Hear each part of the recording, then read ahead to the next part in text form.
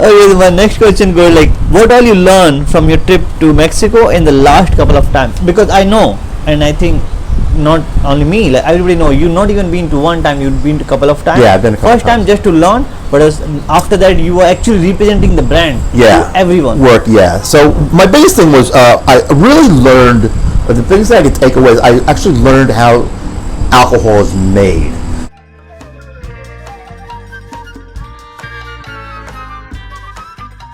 Because I spent an entire day distilling. Actually, it's probably about, a full shift. The part of the program is you work every aspect from harvesting to cooking to crushing agave to fermentation to distillation to bottling to tasting, everything. You do a full 8-hour shift alongside all the other employees. And you really end up learning. I've been down a couple of times, so I've done multiple things down there. I've cut agave several times. I've distilled several times. My biggest thing was being in the Fortaleza distillery, which has been there since the early 1900s.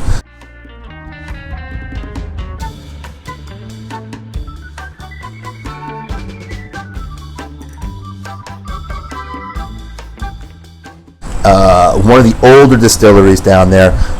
There's two things that have changed. One, the steam boiler blew up in 2018. It was 103 years old. And then two, the donkey died in 1996. The donkey that's used to make the tahone go around to crush the actual agave to get the agave juice for the fermentation. So other than that, those are the only two things that have changed. There is not a computer anywhere in the place. Everything, the majority of it is still the original stills, everything.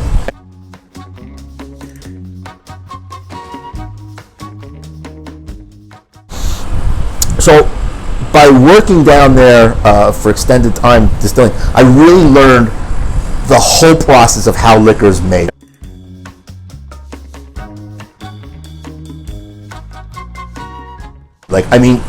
Physically lifted the agave, put it into the tahone, and then several hours later we're actually distilling it out, and then drinking it right from the distill. So that was my biggest thing. So we learned about the harvesting of the agave. We actually went out into the fields and we worked right alongside the humidors with we had our koas, which is how we cut the agave.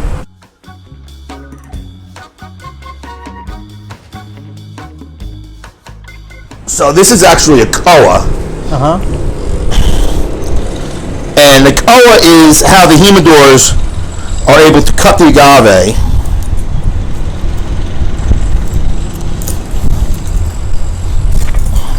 Wow. It's a sharpened blade, and the humidors will end up cutting out the agave from the ground, digging it up, and then shaving all the agave leaves off till they get the piña or the pineapple. There's some level over here.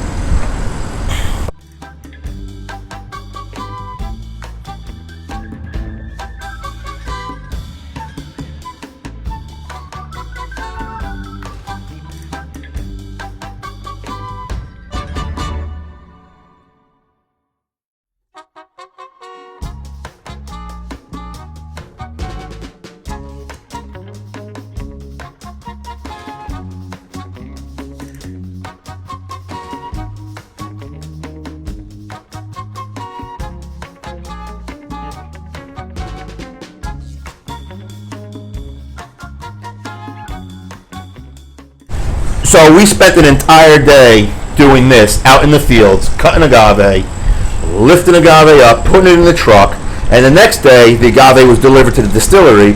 We spent the entire day then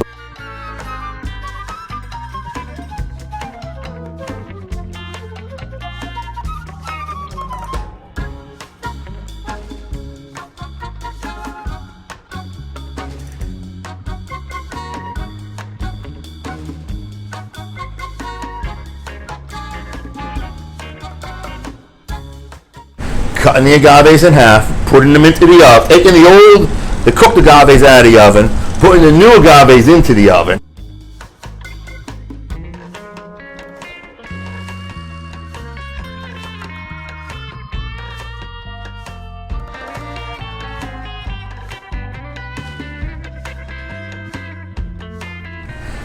we did every single aspect of making tequila that you can do. So we did the cooking. Once we would take the agaves out, we put them into a tajone pit.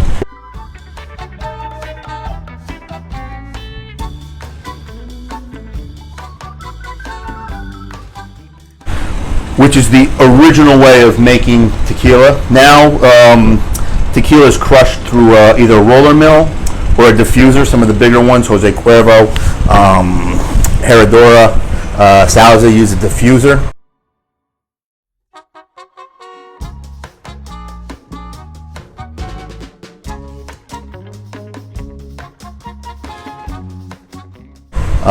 Which really doesn't. It still makes tequila legally, but it's not the traditional way to make it. A lot of it has to do with cost and the agave. So when we make tequila at Fortaleza, for 1 liter of tequila, it takes about 10 to 12 kilos of agave. Well, okay. At Jose Cuervo, they do it with about 3 liters. 3 kilos of agave. 3 kilo agave, but they're using a machine called a diffuser, which actually injects steam into a raw agave and extracts steam and chemicals into a raw agave and actually extracts the juice that way, as opposed to cooking it and crushing it. So it's an industrialized way to make tequila.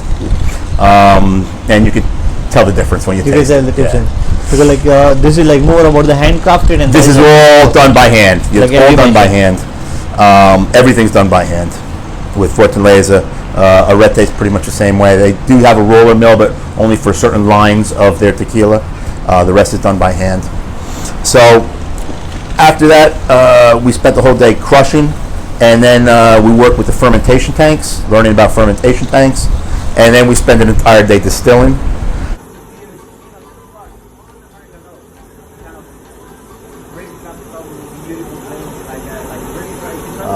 Then we get into blending and aging, and then eventually the actual final day of our journey is the bottling, where all of the bottles are all hand blown. At a glass blowing place off-site from the distillery. It's about 45 minutes away. So all the bottles are all glass blown, and all of the tops are all handmade. So we spent an entire day filling bottles and then making these tops. So we would use a plaster mold, which we would then paint green, which we would then put onto a sanding machine and make it look like this, and we would then glue a cork on. So I spent the entire day doing that. So you have level 1. Yep. Then you have level 2. You can just try to. Level 3, level 4. Level 4. And there's your finished product. Then this is your finished product. So we spent an entire day doing that, filling the actual bottles, labeling the bottles with our labels for Fortaleza. So all handmade. All handmade. All done by hand. All done by hand. All done by hand. So I actually say I've done every aspect of making